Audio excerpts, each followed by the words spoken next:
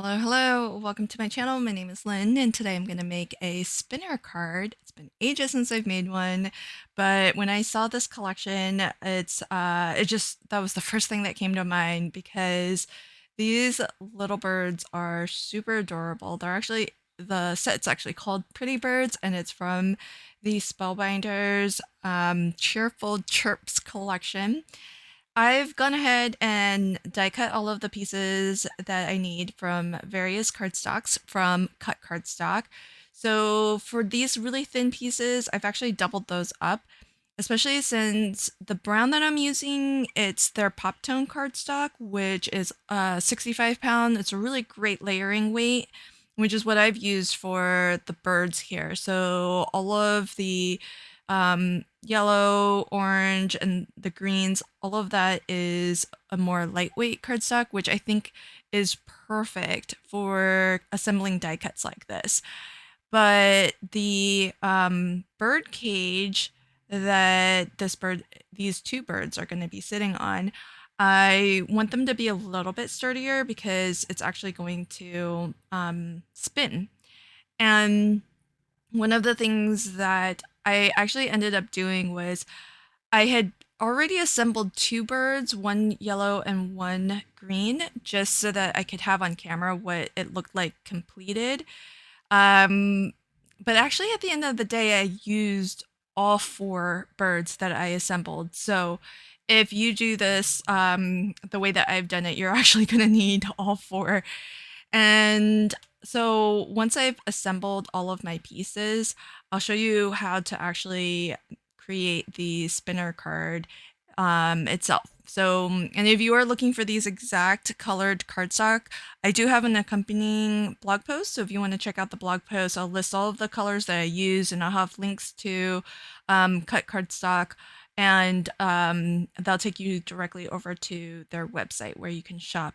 Now, the discount cardstock is really good. It's a good 80 pound. And then the pop tone cardstock that I like to use is a 65 pound cover weight. And I think both are really good option. They do also have options for even heavier weight cardstock too. So one of the things I really like about them, in fact, is that for some varieties of cardstock, you can actually choose which paperweight you want. And so you can get the same color, but you can actually choose if you want it to be a more lighter weight for layering, or if you want it to actually be a little bit more heavyweight. So I'm going to start my card with, I have to cut an aperture opening through the front of our panel because for the spinner component to spin when you open the card, it does need to have an opening that's all the way through the front. But what I've done is I've taped the matte layer that I want to use as a decorative layer to my card front, but I'm going to open that up so that I'm only die cutting through the front of the card. I don't want to accidentally cut through my the back of or the inside of the card as well. This nested square sort of a postage theme is also a die set from Spellbinders, and so it's great because it's got the postage frame, and then it's got the layering, just like a straight edge that you can use as well. So I took the one size down as the straight edge. And what's cool is that it actually, if you look at it, it does have some like pierce detailing around the border. So I really love that. And I'm actually gonna adhere this right through that aperture opening, but that's gonna actually attach to the inside of the card. But it's gonna make it look really seamless because I'm using the frame on the outside, and it's gonna match up perfectly because it was all die cut perfect. And what I'm gonna do, if you've never made a spinner card before, there's several different ways to do this. So this is just one way to do it. What I've done is kind of marked the middle of this, and I'm actually gonna punch a hole. Now, sometimes when I do these spinner cards, I attach invisible thread from the top all the way down to the bottom.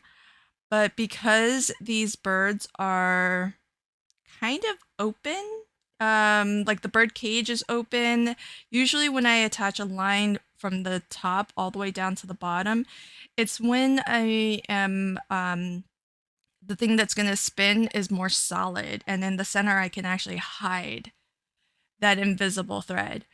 But in this case, I've just chosen some black thread, and it's just like really, it's the DMC embroidery floss, pretty thin.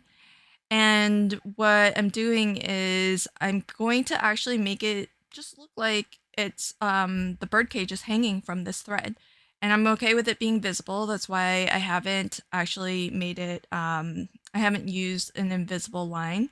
So this actually will look like the bird cage is just hanging in this frame here. And then I'm going to thread it through that hole that I punched and loop it around and secure it. So this is just, I've never really made a spinner card this way, but I thought this would actually kind of tie in a little bit better with the whole idea that this is this is just a bird cage that's hanging. And so it's a little bit different, but it still spins pretty well, and it'll still display really nicely because it's going to just hang in that open aperture through the card front. So once that's secured, that wire is going to be hidden a little bit, or the thread, I should say. It's going to be a little bit hidden, but I still want to keep it a little bit tidy. So I'm going to pull it through to the back and then secure it and just cut it as short as I can. And so when I flipped this to the back, I realized, oh, the back doesn't look that nice. And so if you want to actually have the back look nice so that, just in case wherever when this is spinning, it looks a little bit more seamless. Like it's not going to be the actual back of the bird, but at least it'll look like it's complete, and that it doesn't really matter which way the bird cage ends up at the end of the day. Because sometimes it might end up on one side, and then if it ends up on the reverse side when it stops spinning, you kind of want that to look good too. And that's what I came to the realization of as I was putting this together. So I die cut a couple more pieces. Now I already had the birds assembled, so all I needed to do was die cut the cage element again, so that I have that nice decorative border. And at the end of the day, this also helps with adding a little bit more weight to all of these elements, which will help it to spin a little bit better too. Because sometimes if something is a little bit too thin, it's not going to be able to really build up some momentum and have a good spin. So so that's something that ultimately I think helped as well. And I actually, one of the things that I wasn't paying too close attention to was that the order that this actually needs to be attached in, because actually these birds needed to be behind that bar. I attached the first one the right way, but when I went to do this one, I actually did it wrong. And so I cut another layer. This is when I realized, oops, I did that one wrong. But I had already glued it down, and I didn't want to. I'd rather just cut in a new little bar that goes across the bottom than reassemble another set of birds. So that looks a little bit more correct. And then we put the little feet on. And so so if you have little oopsies like that, it's no big deal. But you have to kind of think about, what's going to be more work. If I tried to peel it up and it went badly, it's not that much more work to just add an extra little bar as opposed to having to reassemble the birds again. So we've got our main image, and we do have them on the little spinner. And so the rest is really easy. I just have to glue on this frame. It kind of hides our mechanism. I did tape it down with a little bit, like the loose threads, I taped down with some washi, but I did want to make sure there was a little bit liquid adhesive there so that it really does secure it nicely. And I could have given myself just a little bit more thread because I think it's when it was all said and done, I think I pulled it up a little bit too far, but I think it still spins comfortably, and that was the main goal, is to really make sure that it spins without being obstructed by the frame, and it fits really perfectly. Of course, this is a 6x6 card, so there is a little bit more room, but that's why I chose to make it a larger card so that there would be plenty of room for it to spin.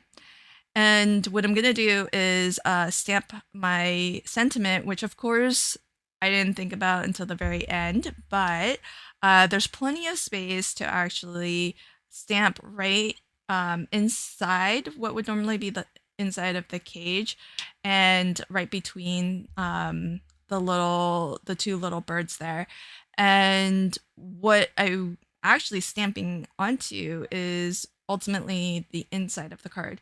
Now, for a card like this, because the inside of the card is visible before you even open the card, if I were to give this card away, I would probably write my message on the back of the card, which might be a little bit unusual. But if you sign it on the inside, there's not much of the inside of the card that's actually hidden.